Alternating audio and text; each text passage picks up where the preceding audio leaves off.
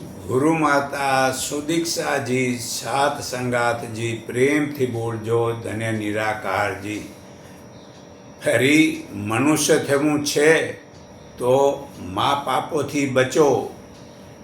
તો બ્રાહ્મણની હત્યા કરવી, દારૂ પીવું, સોનું વગેરેની ચોરી કરવી અને ગુરુ પત્ની સાથે વ્યભિચાર કરવો, આ ચાર મહાપાપ છે.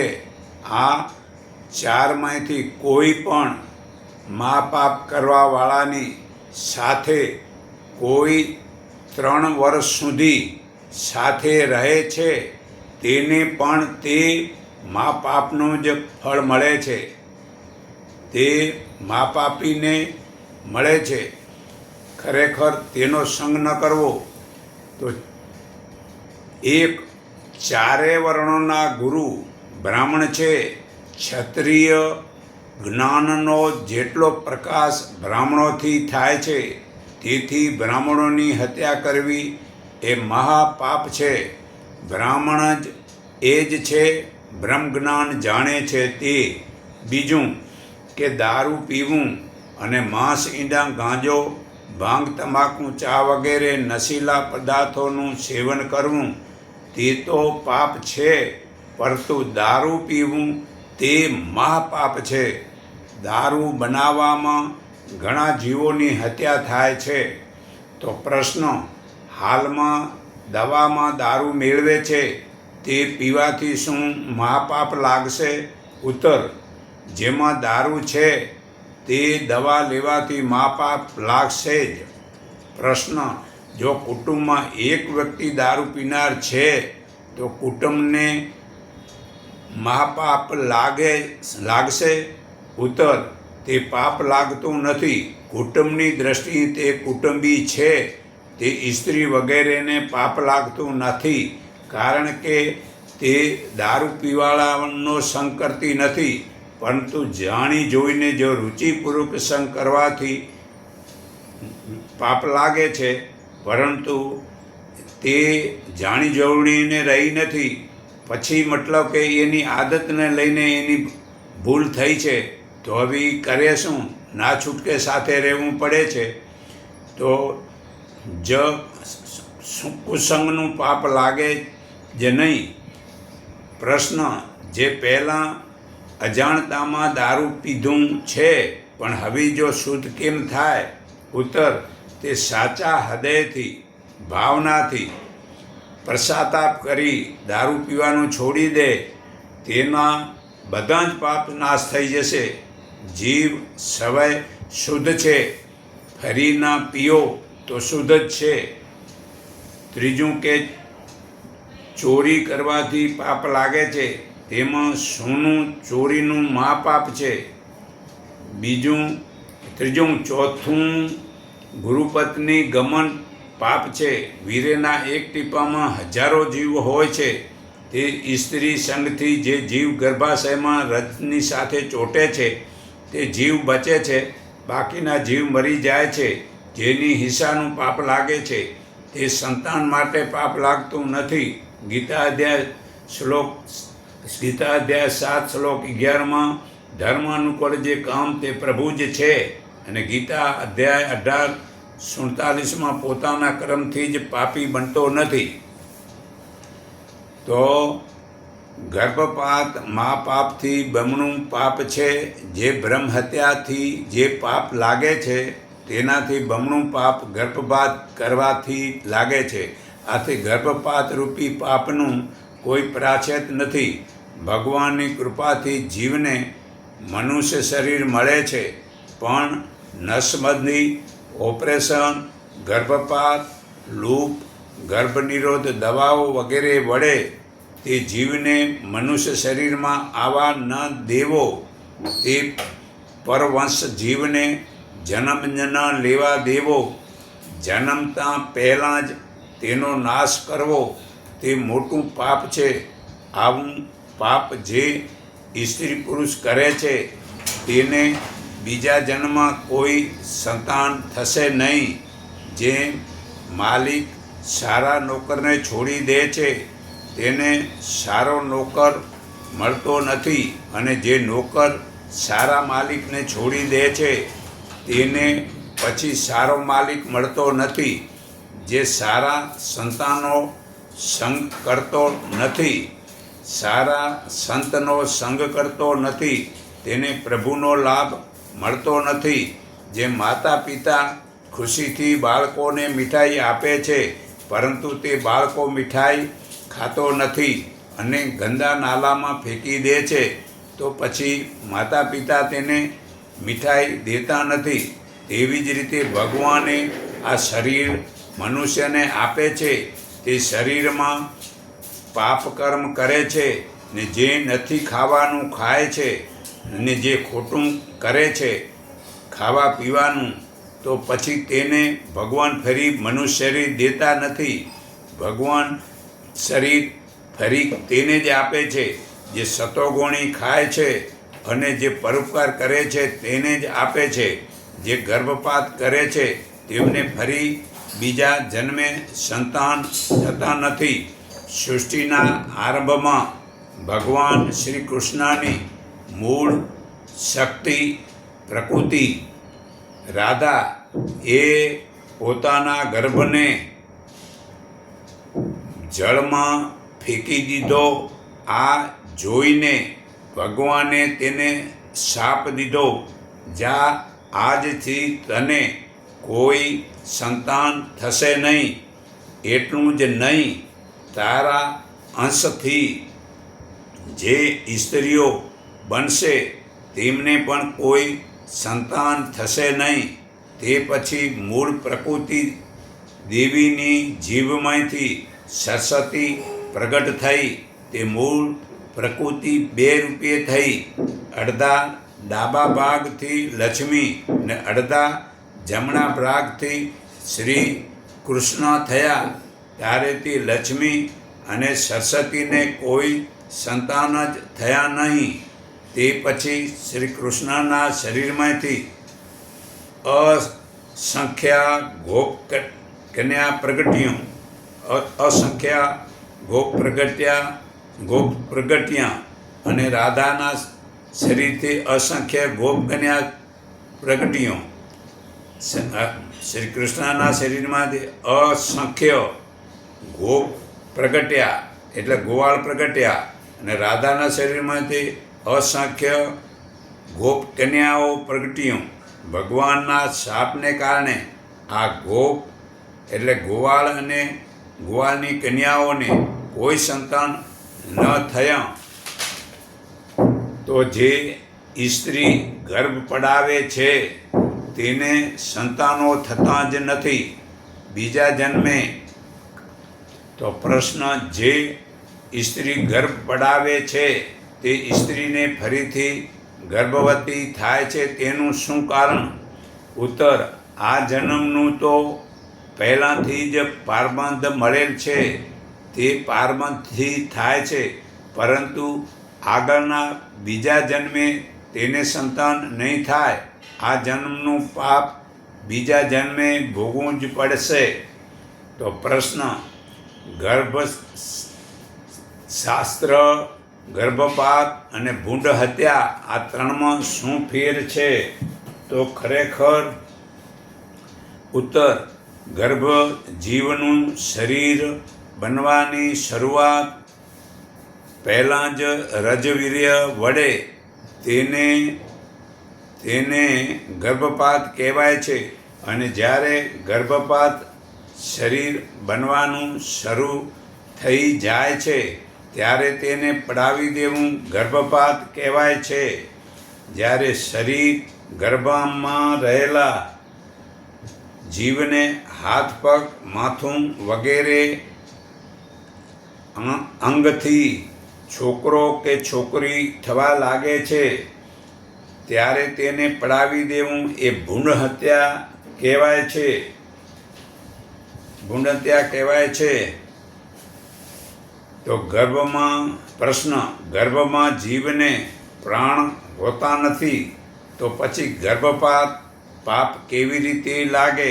ઉત્તર, ગર્ભના વીર્યમાં 5000 પુરુષના વીર્યમાં 5,000 જીવ છે તે રજને ચોટે તે વધે છે. પ્રાણશક્તિ વડે જીવનું સ્થૂળ વધે છે.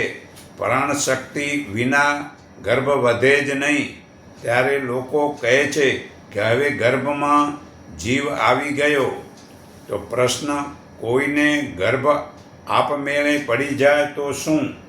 તો ખરેખર ઉત્તર, આ એક રોગ છે, તેનો ઈલાજ કરવો જોઈએ. ગર્ભ ગરમીના કારણે પડે છે. તો ગાયના દૂધ દોતી વખતે સાકરનો ચૂર્ણ કરી એક ગાયના દૂધના વાસણ ઉપર એક કપડું ઢાંકી તેમાં સાકર નાખી અને ગાયને દોઈ તે તાજું દૂધ પીવાથી ગર્ભ નહીં પડે. તે થોડા દિવસ પીવાનું. પ્રશ્ન, જો કોઈક રોગના કારણે ગર્ભ પડાવવો તે બરાબર છે કે શું કરવું? ઉત્તર, ગર્ભપાતનું પાપ તો લાગશે જ. સ્ત્રીને બચાવવા માટે લોકો ગર્ભપાત કરાવે છે. સ્ત્રી મરવાની હશે તો ગર્ભ પડાવવાથી પણ તે મરે છે, અને જો તેનું આયુષ હશે તો ગર્ભ નહીં પડાવવાથી પણ તે નહીં મરે. મૃત્યુ તો જે સમય થવાનું છે તે સમય થવાનું છે. નિમિત્ત ભલે કોઈ પણ બની જાય. તેથી ગર્ભપાત કદી કરાવવો નહીં. પ્રશ્ન, કુંવારી છોકરીને ગર્ભ રહી જાય તો તેણે પડાવવો જોઈએ કે નહીં? ઉત્તર, જેના સંગથી ગર્ભ રહી જાય તેની સાથે લગ્ન કરાવી દેવા જોઈએ. જો લગ્ન નહીં કરાવી શકાય તો પણ તે ગર્ભને પાડવો નહીં જોઈએ. જો કુંવારી કન્યાને ગર્ભ રહી જાય તો તેના માતા પિતાને પણ ધ્યાન ન દેવાના કારણે તેનું પાપ લાગે છે. તેથી માતા પિતાએ ખૂબ ધ્યાનથી કન્યાનું રક્ષણ કરવું જોઈએ. પ્રશ્ન, નસબંધી ઓપરેશન કરાવવાથી શું નુકસાન થાય છે? ઉત્તર, સાંભળો. જે નસબંધી કારણે શરીર અને હૃદય નબળા પડે છે, તેથી શરીરમાં રોગ થાય છે. જે વાછડાને બળદ બનાવેલાનું માંસ ઈરાન વગેરે દેશોમાં સસ્તું વેચાય છે, અને બળદ બનાવ્યો નથી ને તે વાછડાનું જે આંખો છે તેનું માંસ મોંઘું વેચાય છે. તો નસબંધી પુરુષની માનસિક શક્તિ નાશ પામે છે. તે નપુંસક હિજડા છે. તેમના વડે પિતૃઓને પિંડ પાણી મળતા નથી. તેવા પુરુષોને જોવાનું પાપ લાગે છે ને તે શુભ કાર્યમાં કામ આવતા નથી. જે માતાઓ નસબંધી કે ઓપરેશન કરાવે છે તેને લાલ કે સફેદ પદરનો રોગ થાય છે. રાજસ્થાનમાં જ નસબંધી કે ઓપરેશનને કારણે સેંકડો સ્ત્રીઓ મરી ગયું છે. મનુષ્ય શરીર માત્ર પરમાત્મા પ્રાપ્તિ માટે જ મળેલ છે. તેને પરમાત્મા તરફ વાળતા નથી અને માત્ર ભોગ ભોગવે છે. તે મોટામાં મોટો પાપી છે. જે માણસ વેશ્યા પાસે જાય છે તો શું તે સંતાન બનાવવા જાય છે? જો કોઈ લોકો સંતાન બનાવતા નથી અને નસબંધી કે ઓપરેશન કરીને માત્ર ભોગ કરે છે તો તે સ્ત્રીને વેશ્યા સમજો અને પુરુષને તે વેશ્યા વાળો સમજો. સ્ત્રી તો માતા બનાવવી જ છે. તો પ્રશ્ન, જે સ્ત્રીઓ ગર્ભપાત પહેલાં જ ગોળીઓ ખાઈ લે છે તેને પાપ લાગે છે શું? ઉત્તર, ગીતા અધ્યાય 3 37માં ભોગની ઈચ્છા જ બધા પાપોનું મૂળ છે. તેથી ગોળીઓ ખાઈને સંતતિ નિરોધ કરવો એ પાપ છે. છતાં હું તમને એક સલાહ આપું છું. જે પટરીંગણીના ડેડા ઉપારી જેવા હોય, લીલા હોય, પાકે ત્યારે પીળા થાય, એ ડીડાનો અંદરનું ચૂરણ બનાવી એક શીશીમાં રાખો ને સ્ત્રીનું જ્યારે રજોગુણ જે ધર્મમાં આવવાની હોય, રસલા થવાની હોય, એનાથી 5 દિવસ પહેલાં 1 ચમચી એ પટરંગણીના ડેડાનું ચૂરણ અંદરના દાણાનું અને સાથે મધ નાખી અને ચટાડો સાંજ સવાર. જે રજો દર્શનના 5 દિવસ પહેલાં તો જે ગોળીઓ ખાઈને સિસ્ટમ બંધ થઈ ગઈ છે તે ચાલુ થઈ જશે. અને આ લાખો હજારો રૂપિયા ડૉક્ટર લઈને આ સિસ્ટમ ચાલુ કરે છે. આ મધ અને પટરંગણીના ચૂરણ વડે થોડા જ રૂપિયામાં આ સિસ્ટમ ચાલુ થઈ જશે. તો પ્રશ્ન, જે સ્ત્રી પોતાના પતિને જણાવ્યા વિના ગર્ભપાત કરાવે તો શું કરવું જોઈએ? ઉત્તર, તે સ્ત્રીનો ત્યાગ કરવો. પારાશર સમૃદ્ધિ પાના નંબર 4-20માં પુરાવો છે. તે પાપી છે. તો પ્રશ્ન, હાલની સરકાર ગર્ભપાત, નસબંધી વગેરેને પાપ માનતી નથી પણ સારું કાર્ય માને છે. તો શું એવું કરવાવાળાઓને પાપ નહીં લાગે? ઉત્તર, પાપ તો લાગશે જ, માનો કે ભલે ન માનો. જેટલા પણ પાપ થાય છે તે કોઈ ભલે માનતા નથી. પાપ કર્મ કરવાથી પાપ જ લાગે છે.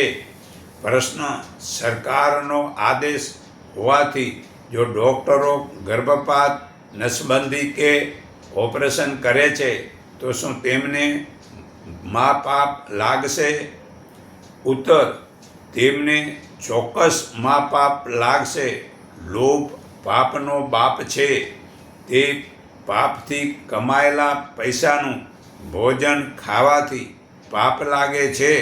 આ મનુસ્મૃતિ પાના નંબર 4 શ્લોક 208માં પુરાવો છે. ગર્ભહત્યા કરવાવાળાએ જોયેલું, ગર્ભહત્યા કરવાવાળા જોયેલું, રસલા સ્ત્રીએ સપ્રસેલું, પક્ષીઓએ ખાધેલું, કૂતરાએ સપ્રસેલું ભોજન ન ખાવું. જો સરકારને કાયદો છે તો પોતે ખ્રિસ્તી, ઈસાઈ, મુસલમાન વગેરે બધા માટે હોવો જોઈએ. માત્ર હિન્દુઓ માટે જ નહીં. પરંતુ કોંગ્રેસ સરકાર ખાલી હિન્દુઓને જ નસબંધી કરાવે છે અને ખ્રિસ્તી, ઈસાઈ કે મુસલમાન વગેરેને કરાવતા નથી. કારણ કોંગ્રેસને ખ્યાલ છે કે ખ્રિસ્તી, ઈસાઈ ને મુસલમાન અમને વોટ આપશે તો તેના સંતાન વધુ હશે તો અમારા વોટ વધશે અને હિન્દુના વોટ બધા અમને મળવાના નથી. તેથી કોંગ્રેસ સરકાર તે હિન્દુઓને નસબંધી કરાવે છે. પણ હવેથી જાગો અને આ નસબંધીના પાપ બંધ કરો. આ મુસલમાનોની વસ્તી 12 કરોડ કે 24 કરોડ વધી ગઈ. એના દેશ પણ વધી ગયા. 57 દેશ મુસલમાનના બની ગયા ને ભારતના ભારતમાં મુસલમાનો છે. તો હવે નસબંધી બંધ કરી અને સંતાન બનાવો. પ્રશ્ન, પરિવાર નિયોજન કરવાથી તો લોકો વધી જશે. તેથી લોકોને ભોજન ન મળે તો પછી લોકો જીવશે કેવી રીતે? ઉત્તર, ભગવાન જ્યારે જીવને જન્મ આપે છે ત્યારે અનાજ પેદા કરે છે. જુઓ, જ્યાં વૃક્ષો વધારે છે ત્યાં વરસાદ વધુ થાય છે. તેવી જ રીતે જ્યાં મનુષ્ય વધારે જન્મે છે ત્યાં અનાજ પણ વધારે થાય છે. જ્યારે જ્યારે જે સાલ વધુ આવે છે તે સાલ વરસાદ વધારે થાય છે. ભગવાન જાણે છે કે મેં જીવને જન્મ આપ્યો છે, તે હિસાબે પોષણ પણ ભગવાન કરે છે. જ્યારે મનુષ્ય કામ નહીં કરે તે ભૂલ છે. તો પ્રશ્ન, આજે અનાજ આટલું મોંઘું કેમ થઈ ગયું છે? પાના નંબર ઉત્તર, જે પરિવાર નિયોજન થાય છે તેથી અનાજ પણ મોંઘું થતું જાય છે. જે મનુષ્યોની સંખ્યા ઓછી થતી જાય છે તેમાં વળી અમુક કર્મ કરે છે, પરંતુ ખેતીનું કર્મ કરતા જ નથી. આજથી 50 વર્ષ પહેલાં તમામ ગામડિયામાં ખેડૂત હોય કે ખેતી ન કરતા હોય, મજૂરી હોય, બધા જ ખેતીના કામમાં જતા હતા. આજે મોટા મોટા ખેડૂતની ઘરવાળીઓ પણ ખેતીમાં જતી નથી ને મજૂરિયાનું વહું પણ કોઈ જતું નથી. તો જ્યારે આ મનુષ્ય આળસુ વધુ હોય તો અને વસ્તુઓ ઓછી હોય, વસ્તુ પાકે ઓછી, ત્યારે મોંઘવારી વધે છે. તો મોંઘવારીનું કારણ મનુષ્યનું આળસ છે. તે ખાસ ખેતીના કામમાં જ જતા નથી. તે કારણે જ અનાજ મોંઘું પડે છે. તો મોંઘું પડે તો ખેતીમાં કામ કરવાનું શરૂ કરો. પ્રશ્ન, અમને કામ ધંધો મળતો નથી તો શું કરવું જોઈએ? ઉત્તર, કામ ધંધો ન મળવાનું કારણ એ જ છે કે મનુષ્ય જે ધંધા પર જાય ત્યાં પોતાનો સમય બગાડે છે, મોબાઈલમાં કે ગમે તે આળસ કરવામાં. કામની કમી નથી, પણ કામ જો ઈમાનદારીથી કરવા વાળાને કામ ચોક્કસ મળે છે. એ અમારો અનુભવ છે. તો કોઈ પણ ઈમાનદારને કામ ન મળે એવું હજુ બન્યું જ નથી. આળસુ લોકોને દાનત ખોટી છે. તે શેઠ દેખે તો કામ કરે છે. જરા શેઠ અળગો થઈ જાય તો કામને છોડી દે છે. તેને કામ મળતું નથી. બાકી ઈમાનદારીને ક્યારે શેઠ રજા આપતા નથી. મેં મારો અનુભવ કરેલો છે ઘણી જગાએ. હું મુંબઈમાં જે વાલજી મકાણી વિથુણવાળાને ત્યાં વગર કહેવાય કામે લાગી ગયો હતો અને તે મને એક દિવસ કહ્યું કે તું ગુણી ઉઠાવ. મેં કહ્યું કે મને ગુણી ઉઠાવતે આવડે છે, એ કામ નહીં કરું, ને જો તમે મજૂરિયાનું કામ કરશો તો હું તમારે ત્યાં નહીં આવું. તો એને કહ્યું કે ના ના, તું જે કરો રહ્યો ઈમાનદારીથી કરો રહ્યો, તને ફાવે તે કરજે, પણ તું આજથી જે કરતે કર, પણ હું તને નહીં કહું. એટલે ઈમાનદારીને એ રજાએ ન દે. અને હું મફત લાગી ગયો હતો. તે વખતે 1976માં 10 રૂપિયા એક દિવસનો પગાર હતો, પણ મને તેમણે 20 રૂપિયા આપ્યા રોજના. મેં કારીગરનો જ કામ કર્યું. કોઈ ચૂકું સીધું કરવાનું, પાટિયા ઉઠાવવાનું કે ગુણી ઉઠાવવાનું કે એવું મજૂરિયાનું ન કામ કર્યું. કાંઈ પણ હું કારીગરનું કામ જાણતો નહોતો, છતાં મેં કારીગરનું જે કર્યું. અને તે વખતે મને રોજના ખાવા પીવાના આવવા જવાની ટિકટ ઘાટકો પરથી દાદરની, અને બપોરે જમવાનું, અને રોજના 20 રૂપિયા આપ્યા. તો ઈમાનદારી કરે તેને કામ તો મળી જ રહે છે. તો પ્રશ્ન, આજે મોંઘવારીના જમાનામાં વધુ સંતાનો હશે તો તેમનું પાલન પોષણ કેમ થશે? ઉત્તર, પોતાની ફરજનું કર્મ કરો તો તમારી અને કુટુંબની પાલન પોષણની વ્યવસ્થા ભગવાન જરૂર સંભાળી લેશે. પહેલાં રાજાઓના સંતાનો હજારો હતા. સગર રાજાના 60,000 પુત્રો હતા, જેનો વંશ જ આજે અગ્રવાલ કહેવાય છે. ધૃતરાષ્ટ્રના પુત્રો 100 હતા, છતાં બધાનું પોષણ થતું હતું. હાલમાં જે મુસલમાન ભાઈઓ 4 વિવાહ કરે છે તેમાં એક ભાઈને 150 સંતાન છે. તે પરિવાર નિયોજન કરતા નથી, તેનું પાલન થાય છે. શું ખાલી હિન્દુ જો ભોજન ખાય છે, કપડાં પહેરે છે, ભણે છે, શું મુસલમાન ખાતા નથી કે કપડાં પહેરતા નથી કે ભણતા નથી? મુસલમાન કહે છે કે સંતાન થવા તે ખુદાનું વિધાન છે.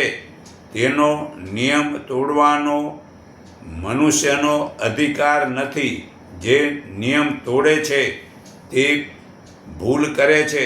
મુસલમાનો વિચારે છે જનસંખ્યા વધુ હશે તો રાજ્ય આપણું થશે, કારણ કે વોટોનો જમાનો છે. તે સંખ્યા વધારે છે ને હિન્દુઓ નસબંધી ગર્ભપાતની સંખ્યા વડે ઘટાડે છે. તે પાપ કરે છે. કોંગ્રેસ ગાયોના હત્યારાને મદદ કરે છે. તે ગાયોની હત્યા કરશે, સાથે સાથે હિન્દુઓનો પણ નાશ કરશે.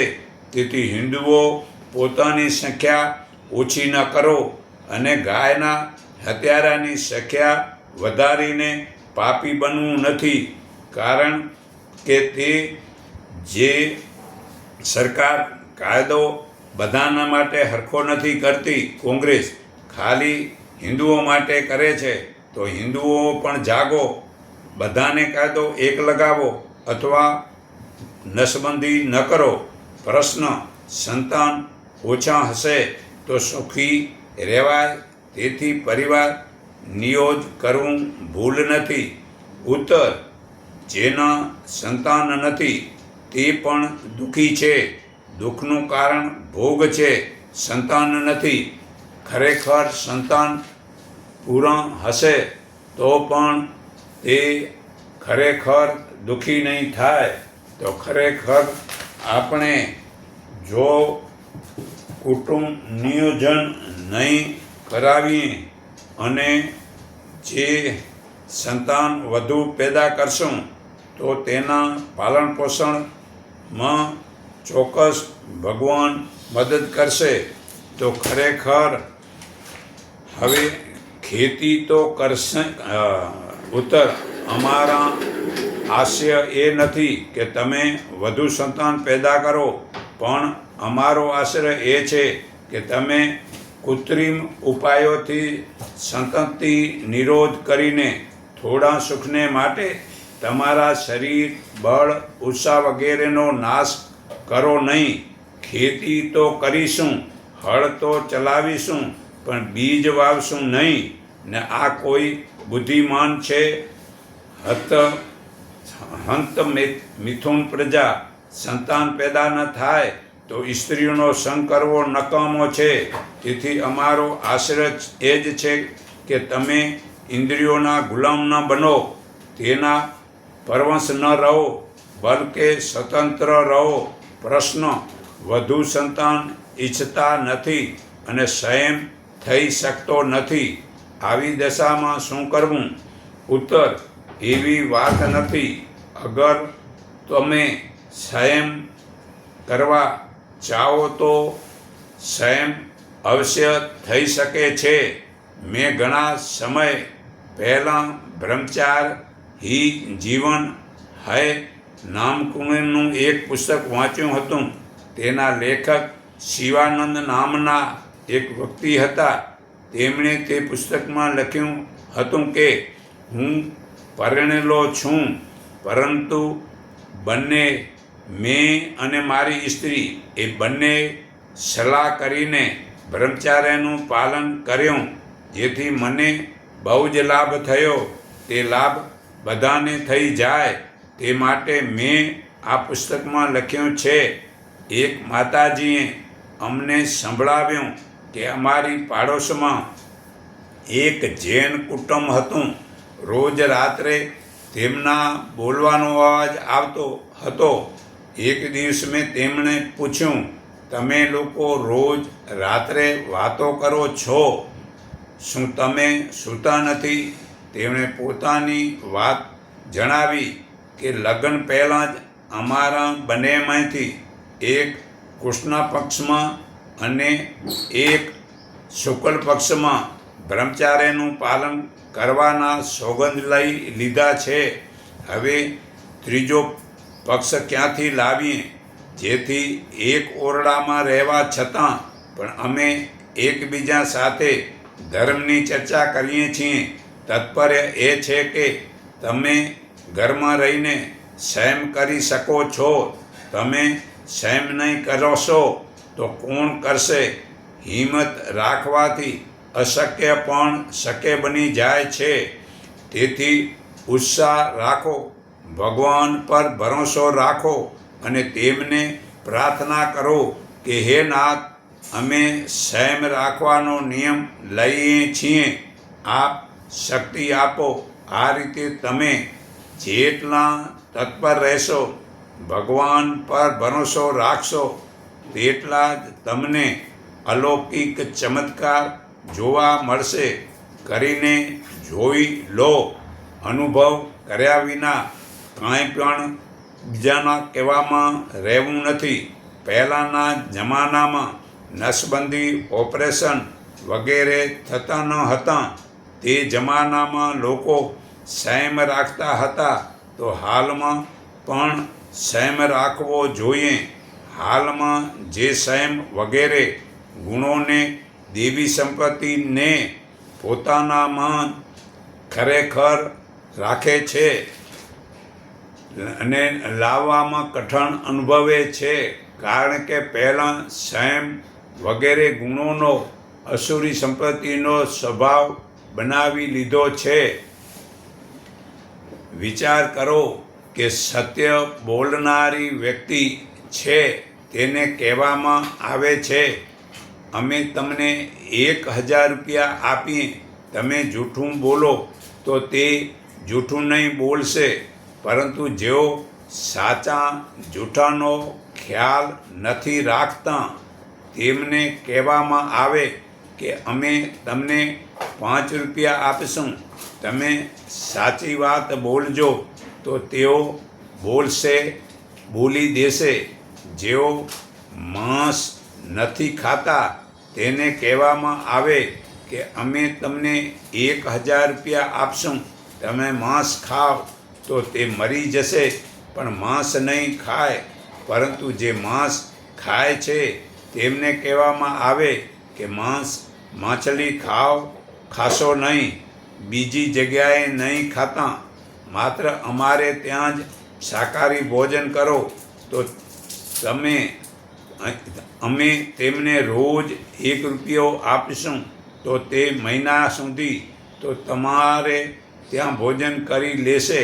જે કોઈને દારૂ વગેરેનું વ્યસન નથી, તેમને ભય, લોભ વગેરે બતાવી દારૂ પીવાને માટે કહેવામાં આવે તો તેઓ મદિરા નહીં પી શકે. પરંતુ જેમને દારૂ પીવાનું વ્યસન છે, તેઓ પણ સંત મહાત્માઓના સંગમાં આવીને નિરોગતા વગેરેના લાભમાં આવી વ્યસન છોડી દે છે. તાત્પર્ય એ છે, સાચું બોલવું, માંસ દારૂનો ત્યાગ કરવો એ તો સુગમ છે, પણ જૂઠું બોલવું, માંસ દારૂનું સેવન કરવું કઠણ છે. તે રીતે સંયમનો ત્યાગ કરવો કઠણ છે. સંયમ કરવાનું કઠણ નથી, પણ અનુભવ સિદ્ધ થાય છે. એક વાત એ પણ છે કે સંયમ સંવત સિદ્ધ છે, જ્યારે અસંયમ કૃત્રિમ બનાવટી છે, આપોઆપ થઈ શકે. તે વાત કઠણ કેમ લાગે છે, તેના પર થોડું ધ્યાન આપો. જે લોકો સંયમનો ત્યાગ કરીને પોતાનું જીવન અસંયમી બનાવે છે, તેમને માટે પછી સંયમ કરવાનું કઠણ થઈ જાય છે. જો પહેલાંથી જ સંયમિત જીવન રાખવામાં આવે તો દુર્ગુણોનો ત્યાગ કરવાથી મનુષ્યમાં શુદ્ધતા, ઉત્સાહ રહે છે, શાંતિ રહે છે. સંયમ કરવાથી જેટલી પ્રસન્નતા, નિરોગતા, બળ, ધૈર્ય, ઉત્સાહ રહે છે, તેટલા અસંયમ કરવાથી રહેતા નથી. તમે થોડા દિવસને માટે સારા સંગમાં રહો અને સંયમ કરો તો તમને અનુભવ થઈ જશે કે સંયમથી કેટલો લાભ થાય છે. સંસારમાં જેટલા રોગ છે તે બધા ઘણું કરીને અસમયથી જ થાય છે. પારબંધ જન્ય રોગ બહુ ઓછા હોય છે. સંયમી પુરુષને રોગ બહુ ઓછા હોય છે. સંયમી પુરુષને ચિંતા, ભય વગેરે ફિકર હોતી નથી. જેમ કે અસંયમી રાવણ જ્યારે સીતાને લેવા જાય છે ત્યારે તે ડરનો માર્યો આમ તેમ જુએ છે. માનસ ચરણ આરણ્ય 28:5. પરંતુ સંયમી સીતા રાક્ષસોની નગરીમાં અને રાવણોની વચ્ચે રહીને પણ નિર્ભય છે. એકલી અને સ્ત્રી હોવા છતાં પણ તેને કોઈનો ભય નથી. ત્યાં સુધી કે રાવણને પણ અધમ, નિર્જલ વગેરે કહીને ફટકારી દે છે. એકલી એને ખોટું ભલે લાગે, આપણા શાસ્ત્રોમાં બ્રહ્મચાર્યનું મોટું મહત્ત્વ છે. વિદેશી સજ્જનોએ પણ તેનો આદર કર્યો છે. તેમણે કહ્યું છે કે જીવનભરમાં પુરુષ એક જ વાર પોતાની સ્ત્રીનો સંગ કરે. એક વારથી ન રહી શકાય તો વર્ષમાં એક વાર કરે. વર્ષમાં એક વાર ન રહી શકાય તો મહિનામાં એક વાર સંગ કરે, અર્થાત ઋતુગામી બને. આનાથી પણ ન રહી શકે તો પોતાના કફનું કપડું ખરીદી રાખી મૂકે. કારણ કે વાર સંગ કરવાથી આયુષ જલ્દી નાશ પામે છે અને મનુષ્ય જલ્દી મરણ પામે છે. આમ તો અલ્પાયુષ મરણ પામવાના ઘણા કારણો છે, પણ વીર્યનાશ થવો એક ખાસ મોટું કારણ છે. તેથી દીર્ઘાયુ થવા માટે, તંદુરસ્તી માટે ને નિરોગી રહેવા માટે બ્રહ્મચાર્યનું પાલન કરવું ખૂબ જરૂરી છે. સિંહ જીવનભરમાં માત્ર એક જ વાર સંગ કરે છે. તેથી તેનામાં વીર્ય વધારે સુષિત હોવાથી વિશેષ ઓજસ બળ રહે છે. તેથી તે પોતાનાથી ઘણા મોટા હાથીને પણ મારી નાખે છે. પરંતુ જે મનુષ્ય વાર સ્ત્રીનો સંગ કરે છે તેનામાં ઓજસ બળ આવતું નથી, બલકે નિર્બળ આવે છે. ઓજસ બળ બ્રહ્મચાર્યનું પાલન કરવાથી જ ઉત્પાદન થાય છે. બ્રહ્મચાર્યનું પાલન કરવાથી મોટા રોગ આક્રમણ કરતા નથી. બ્રહ્મચાર્ય પાલન કરવાવાળાઓના સંતાન તેજસ્વી અને નિરોગી હોય છે. પરંતુ બ્રહ્મચાર્યનું પાલન ન કરવાવાળાઓના સંતાન તેજસ્વી અને નિરોગી હોતા નથી. કારણ કે વાર સંગ કરવાથી રજવીર્યમાં તે શક્તિ રહેતી નથી. ભોગ શક્તિથી જ સંતાન પેદા થાય છે. તે ભોગી અને રોગી જ હોય છે. તેથી ધર્મને પ્રધાન આપીને જ સંતાન ઉત્પાદન કરવા જોઈએ, જેથી સંતાન ધર્માત્મા નિરોગી પેદા થાય. ભગવાનને પણ ધર્મપૂર્વક કામને પોતાનું સ્વરૂપ બતાવ્યું છે.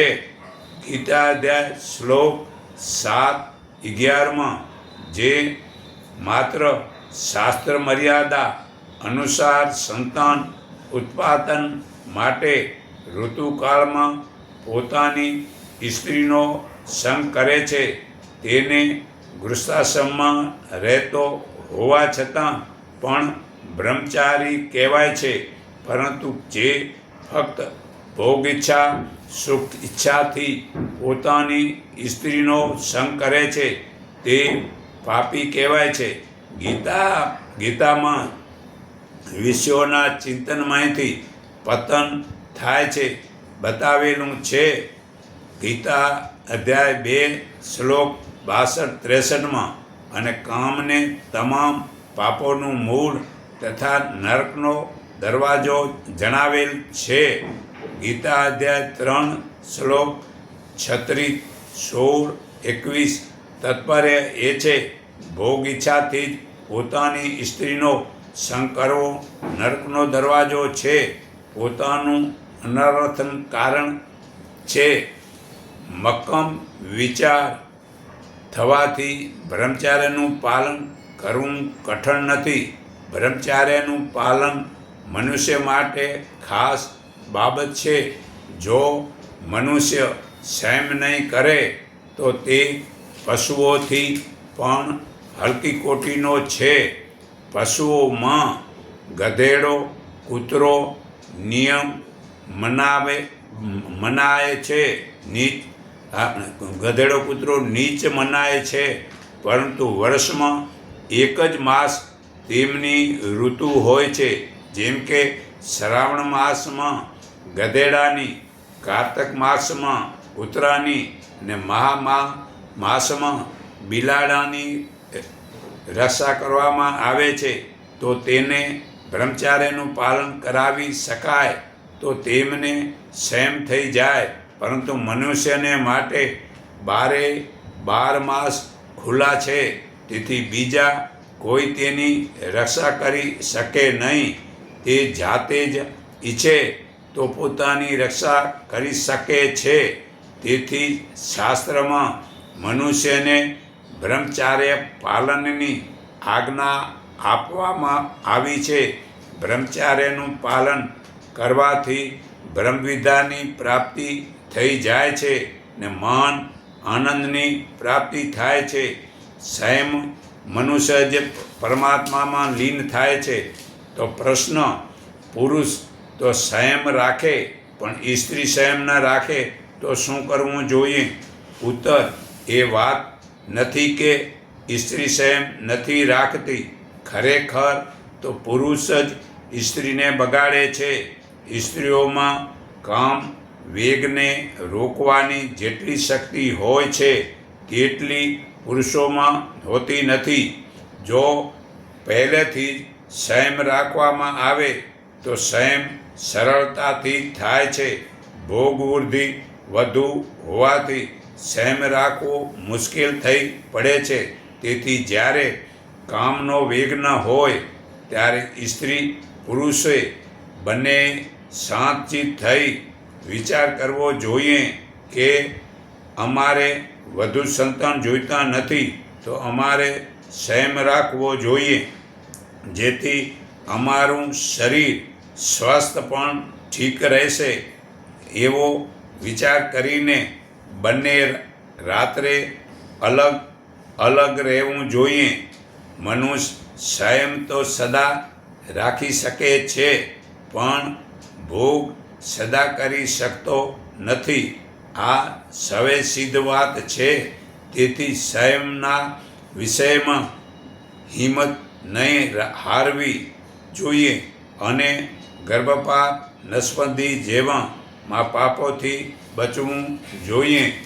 જ્યાં સુધી હિન્દુ સમાજ ગર્ભપાત જેવા પાપોથી નહીં બચે ત્યાં સુધી તેનો ઉદ્ધાર મુશ્કેલ છે. કારણ કે પોતાનું પાપ જ પોતાને ખાઈ જાય છે. જો આ સમુદાય પોતાની ઉન્નતિ અને વૃદ્ધિ ચાહે છે તો આ ઘોર પાપથી, બ્રહ્મહત્યાથી, બમણા પાપથી બચવું જોઈએ. એક ભાઈએ એમને જણાવ્યું કે ગયા વર્ષે ભારતમાં લગભગ 21 લાખ ગર્ભપાત કરવામાં આવ્યા.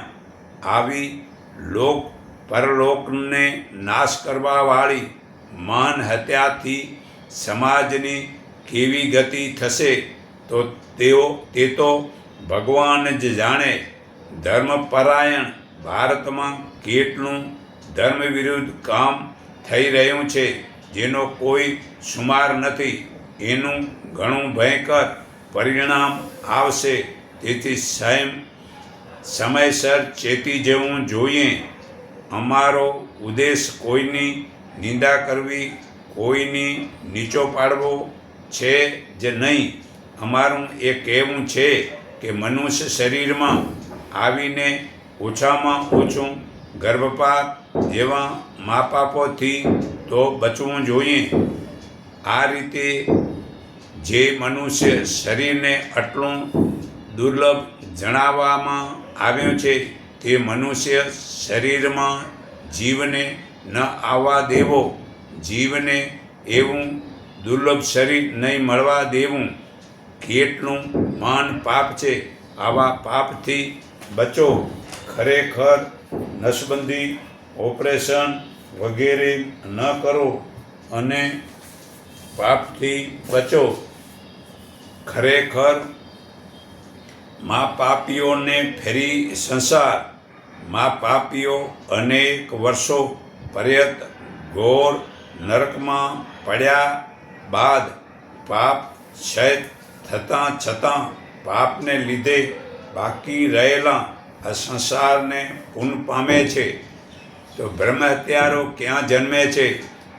બ્રહ્મહત્યારો કુરનાર કૂતરા, ગધેડા, ભૂંડ, બળદ, ઊંટ, બકરા, મૃગ, પક્ષી, ઘેટા, ચંડાળ ને પુક્કસની યોનિમાં જન્મે છે. આ મનુસ્મૃતિ પાના નંબર 288 શ્લોક 54-55 પુરાવો છે. તો દારૂડિયો મનુષ્ય ક્યાં જન્મે છે? દારૂ પીનાર માણસો, કીડા, કરમિયા, પતંગિયા, વિષ્ટા ખાનારા પક્ષીઓ અને હિંસક પ્રાણીઓની જોનીમાં જન્મે છે. આ મનુસ્મૃતિ પાના નંબર 288 શ્લોક નંબર 56 પુરાવો છે. તો ચારે લોકો ક્યાં જન્મે છે? બ્રાહ્મણ, ક્ષત્રિય, વૈશ્ય અને શૂદ્ર. ચોર લોકો કરોળિયામાં જન્મે છે. સર્પ, કાચીડા, જલચર જીવ, હિંસક પ્રાણીઓમાં તથા પિશાચોની જોનીઓમાં સહસ્રવાર જન્મે છે. ગુરુપત્ની સાથે વ્યભિચાર કરનાર લોકો ક્યાં જન્મે છે? ગુરુપત્ની સાથે સમાગમ વ્યભિચાર કરનાર, ઘાસ, ગુસ્સા, વેલા, કાચું માંસ ખાનાર, દાઢવાળા તથા ક્રૂર કર્મ કરનારા પ્રાણીઓની જોનીમાં સેંકડો વખત જન્મે છે. આ મનુસ્મૃતિ પાના નંબર 288 શ્લોક 58 પુરાવો છે. તો હિંસક વગેરેના જન્મ સાંભળો. હિંસા કરનાર, કાચું માંસ ખાનાર પ્રાણીઓમાં થઈને જન્મે છે. અભક્ષ, ખોટું ખાનાર કર્મિયા થઈ જન્મે છે. સાધારણ ચોર, એકબીજાને ખાઈ જનારા પ્રાણીઓમાં જન્મે છે. અને અત્યંત સ્ત્રીને સેવનનારા પ્રેત થાય છે. આ પાના નંબર 288 મનુસ્મૃતિ શ્લોક નંબર 59 પુરાવો છે. તો બ્રહ્મ રાક્ષસ કોણ થાય છે? પાપીઓ સાથે સંયોગ રાખવાથી, પર સ્ત્રી ગમન કરવાથી, તેમજ બ્રાહ્મણનું ધન હરવાથી, જ્ઞાનીનું ધન હરવાથી માણસ બ્રહ્મ રાક્ષસ થાય છે. પાના નંબર 289 શ્લોક 60 પુરાવો છે. તો સોની કોણ થાય છે? જે મનુષ્ય લોભથી મણિ, મોતી, પરવાળા તથા વિવિધ રત્નોની ચોરી કરે છે, તે સોનીમાં જન્મે છે. પાના નંબર 289 શ્લોક 61 પુરાવો છે. તો અનાજ વગેરે ચોરોથી જુદા જુદા જન્મો થાય છે તે જાણો. અન્નનો ચોર ઉંદરમાં જન્મે છે. કાંસાનો ચોર હંસ બને છે, જળચોર બતક બને છે, મધચોર ડાંસ બને છે, દૂધનો ચોર કાગડો થાય છે, રસનો ચોર કૂતરો બને છે, ઘીનો ચોર નોળિયો બને છે, માંસ ચોર ગીધ બને છે, ચરબી ચોર જળકુકડી બને છે, તેલનો ચોર તેલમ પક્ષી બને છે, મીઠા ચોર ચીરી વાંક પક્ષી બને છે, દહીં ચોર બગલી બને છે, રેશમી કપડું ચોરનાર તીતર બને છે, અળસીનું વસ્ત્ર ચોર દેડકો બને છે, સુતરાઉ વસ્ત્રુનો ચોર સારંગ પક્ષી બને છે, ગાય ચોર ગો બને છે, ગોળ ચોર વાગુદ પક્ષી બને છે, સુગંધી પદાર્થનો ચોર છુછુંદર બને છે, શાકભાજી ચોર મોર બને છે, રાંધ્યું અન્ન ચોરનાર મોટી સેડાઈ બને છે, અને કાચું અનાજનો ચોર નાની સેડાઈ તરીકે જન્મે છે. આ મનુસ્મૃતિ પાના નંબર 289 શ્લોક 62થી 65 પુરાવો છે. તો અગ્નિ વગેરે ચોરે છે, તો અગ્નિનો ચોર બગલો બને છે, રાચ રચેલાનો ચોર ગીધેલ અને રંગીન વસ્ત્રોનો ચોર ચકોર પક્ષી તરીકે જન્મે છે. આ પાના નંબર 289 શ્લોક 66 પુરાવો છે. તો હરણ હાથી વગેરે ચોરનાર જન્મ, હરણ હાથીના ચોરનારો વરુ અશ્વનો ચોર, વાઘ ફળમૂળનો ચોર, વાંકુડ સ્ત્રી હરણ કરનાર રીંછ અને પાણીનો ચોર પપૈયો બને છે, વાહન ચોર ઊંટ અને પશુનો ચોર બકરો થાય છે. તો વાહન બાઇક ઊંટ ન ચોરો, ફરી તમને મતલબ આ પશુમાં જન્મ થશે. આ મનુસ્મૃતિ પાના નંબર 289 શ્લોક 67 પુરાવો છે. તો એકંદર પારકું ધન પડાવી લેનાર પશુ પક્ષીમાં જન્મે છે. જે મનુષ્ય ગમે તે પરાયું ધન બળથી હરી લે છે, તેમજ તે હોમ્યા વિના હવિષ્ટાન ખાય છે, તે અચૂક પશુ પક્ષીમાં જન્મે છે. તો આ પાના નંબર મનુસ્મૃતિ 289 શ્લોક 68 પુરાવો છે. તો સ્ત્રીઓ પણ ચોરી કરી એ જ દશા પામે છે. સ્ત્રીઓ ચોરી કરે તો તેમને પણ એ જ રીતે દોષ લાગે છે, અને તેઓ એ જ જીવોના સ્ત્રીપણાને પામે છે. પોતપોતાના કર્મોથી ભ્રષ્ટ થવાની જે સ્થિતિ આપતી રહિત સમયમાં પોતપોતાના શાસ્ત્રીય કર્મથી ભ્રષ્ટ થયેલા ચોર વર્ણના લોકો પાપી યોનિમાં અવતરીને અંતે દુશ્મનોનું દાસત્ય પામે છે. આ મનુસ્મૃતિ પાના નંબર 289 શ્લોક 70 પુરાવો છે. તો કર્મ ભ્રષ્ટ લોકો અને છત્રી પ્રેત થાય છે. તો પોતાની ફરજ મુજબના જે કર્મ છોડી દે છે, જેને સધર્મ કહેવાય છે, તે પોતાના કર્મ છોડી મનાર, વમન કરેલા ખાનાર, જળામુખ નામે પ્રેત થાય છે. તેમજ જે તેઓ છત્રી, વેશ્યા અને શબ ખાનારા કટપુતના નામે પ્રેત થાય છે. તો આ મનુસ્મૃતિ પાના નંબર 290 શ્લોક 71 પુરાવો છે. તો તેવા વેશ્ય અને શૂદ્ર પણ પ્રેત પોતાની ફરજનું કર્મ જે કરતો નથી, તે વેશ્યા, પરુ ખાનારો, અને મેત્રાક્ષ યોતિક નામે પ્રેત થાય છે. તેમજ પોતાની ફરજને ચૂકેલો શુદ્ર, લુગડાની જૂ વગેરે ખાનારો ચેલાશક નામે પ્રેત થાય છે. તો વિષય લોકો વિષયમાં જ પ્રવીણ બને છે. માત્ર વિષયમાં જ ચિત્ત પુરાવનારા લોકો જેમ જેમ વિષયોનું સેવે છે તેમ તેમ તેઓની તેમાં જ પ્રવીણતા હોય છે. તો વિષય છેવટી દુઃખ જ આપે છે. તો કમ બુદ્ધિવાળા વિષય લોકો એ પાપી કર્મોના અભ્યાસને લીધે અંતે તે નિંદિત પશુ, પક્ષી વગેરેની જોનીમાં જન્મીને દુઃખ પામે છે. આ મનુસ્મૃતિ પાના નંબર 290 શ્લોક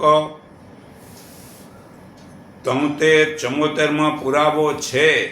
તો ખરેખર તેઓ નરકમાં તરપડ્યા જ કરે છે. વળી તેઓ તમિશ્ર વગેરે ઘોર નરકમાં ફેરા લે છે.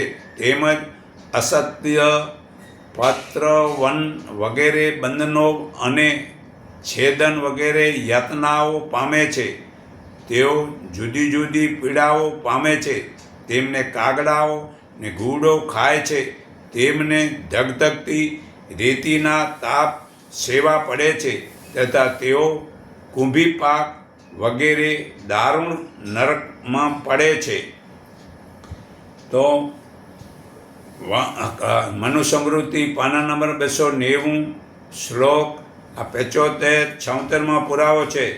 દુઃખદાયક જાતિ અને જુદા જુદા ભય પણ તેમને જ તેઓ લગભગ દુઃખમાંથી પશુ પક્ષી વગેરે જોનીમાં વારવાર જન્મ લે છે અને ટાઢ તડકામાં પીડા અનેક ભય ભોગવે છે.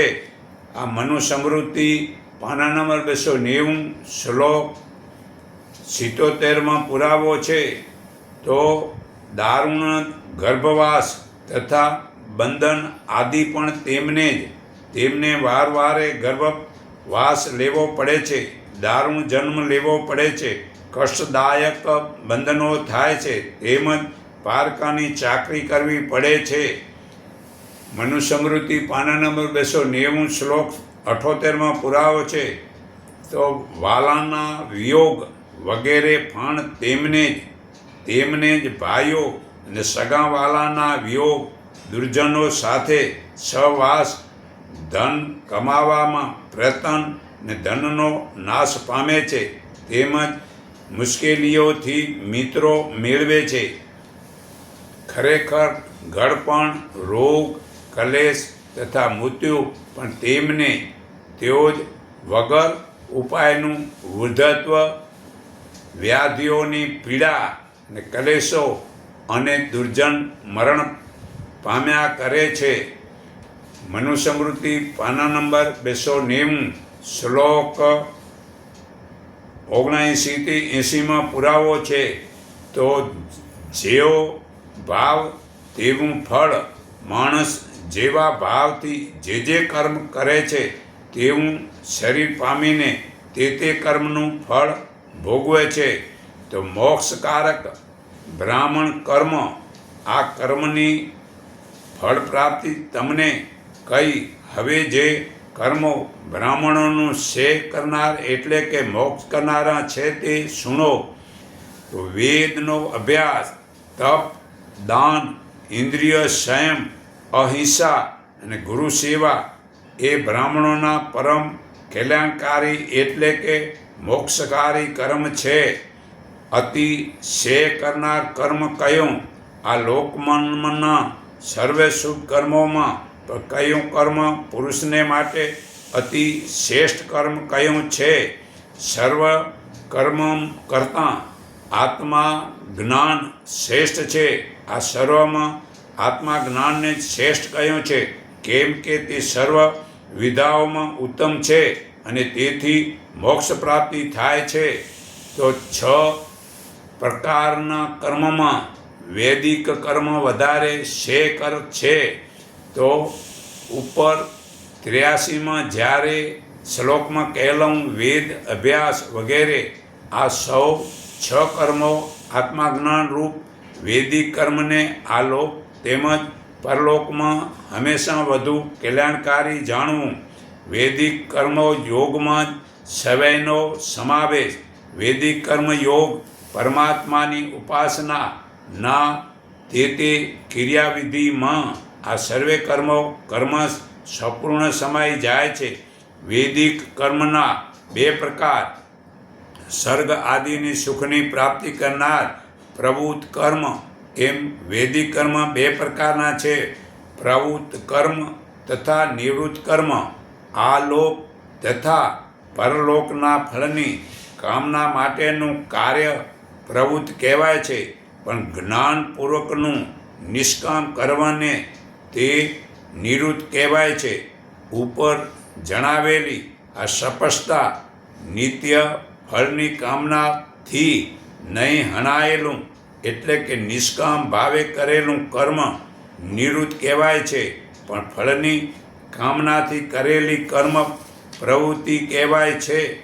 આ મનુસ્મૃતિ પાના નંબર 291 શ્લોક 87, 88, 89 અને આ 90માં પુરાવો છે. તો પ્રવૃત્તિ નિવૃત્તિ કર્મનું ફળ. પ્રવૃત્ત કર્મ સેવીને મનુષ્ય દેવોની સમાનતા પામે છે, પણ નિવૃત્ત કર્મ સેવનારો આ પંચભૂતો વટાવી જાય છે, એટલે કે મોક્ષ મેળવે છે. આ મનુસ્મૃતિ પાના નંબર 292 શ્લોક 90માં પુરાવો છે. તો આત્મા સ્વયં કરનારને જ મોક્ષ પ્રાપ્તિ થાય છે.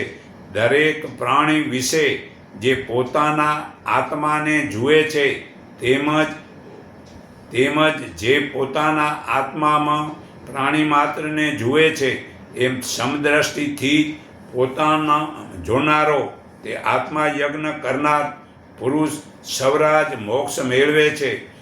તો આત્મા જ્ઞાન સમ તથા વેદ અભ્યાસ ખાસ જરૂરી છે.